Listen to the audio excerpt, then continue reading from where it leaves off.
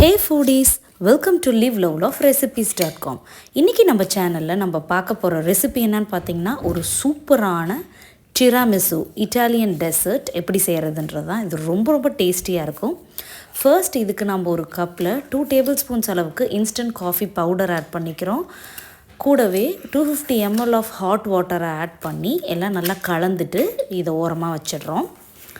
இதுக்கு ஒரு பவுலில் நம்ம ஒரு half a cup அளவுக்கு ஹெவி க்ரீம் ஒரு விப்பிங் க்ரீம் ஆட் பண்ணிவிட்டு கொஞ்சமாக பீட் பண்ணிக்கிட்டே இருக்கலாம். இது கூடவே 1/4 கப் அளவுக்கு கிரானுலேட்டட் சுகர் நான் எடுத்திருக்கேன்.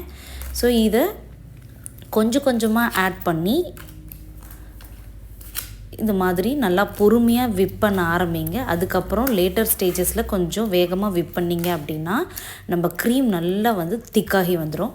அதுக்கப்புறமா நம்ம ஒரு 1 கப் அதை விட அதிகமாக கூட நீங்கள் மாஸ்கர்போன் சீஸ்ன்னு சொல்லிட்டு கடைகளில் கிடைக்கும், அதை வாங்கி ஆட் பண்ணிக்கோங்க. ஸோ இந்த க்ரீம் நம்மளுக்கு நல்ல ரிச்னஸ் தரும். இந்த 2 க்ரீமும் சேர்றதுனால நம்மளுக்கு டேஸ்ட்டு சூப்பராக இருக்கும். ஸோ இது எக்லெஸ் திராமிசு அப்படின்றதுனால இதில் நான் எக் ஆட் பண்ணலை. ஸோ இது எல்லாமே சேர்ந்து ஸ்டிஃப் பீக்ஸ் இந்த மாதிரி வர்ற வரைக்கும் பீட் பண்ணிக்கோங்க. இதை ஓரமாக வச்சிடலாம். இப்போது இது ரெடி ஆனதுக்கு அப்புறமா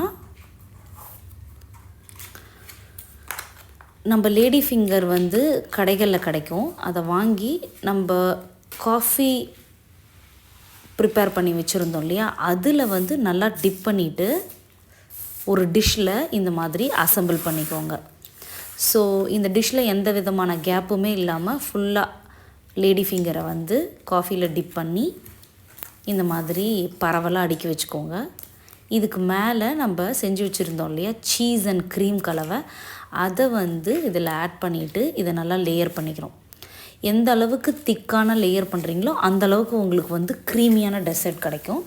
ஸோ நல்லா உங்களுக்கு எந்த அளவுக்கு திக்காக வேணுமோ அந்த அளவுக்கு லேயர் பண்ணிக்கோங்க.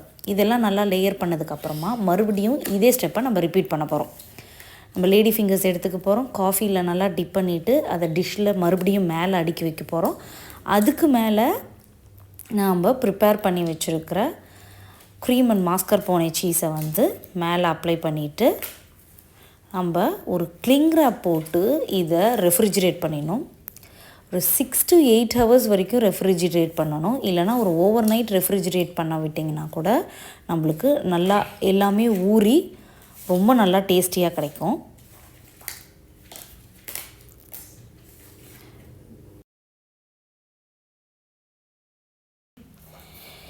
இப்போது நம்மளோட ப்ரிப்ரேஷன்லாம் முடிஞ்சதுக்கப்புறமா இந்த மாதிரி கிளிங் ரேப் போட்டு கவர் பண்ணிவிட்டு ரெஃப்ரிஜிரேட் பண்ணிடலாம். ஒரு 6 to 7 ஹவர்ஸ்க்கு அப்புறம் திறந்து எப்படி இருக்குதுன்றதை பார்க்கலாம்.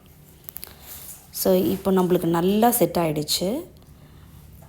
இது மேலே நம்ம கொக்கோ பவுடரை லைட்டாக இந்த மாதிரி டஸ்ட் பண்ணிவிட்டு இதை நம்ம கட் பண்ணி சர்வ் பண்ணிட வேண்டியதுதான், ஸ்லைஸ் போட்டுட்டு.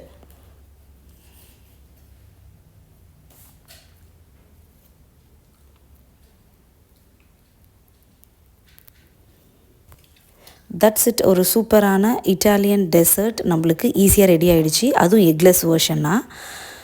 இந்த ரெசிபி உங்களுக்கு பிடிச்சிருந்ததுன்னா கண்டிப்பாக ட்ரை பண்ணி பார்த்துட்டு எப்படி வந்ததுன்றதை கமெண்ட் பண்ணுங்கள்.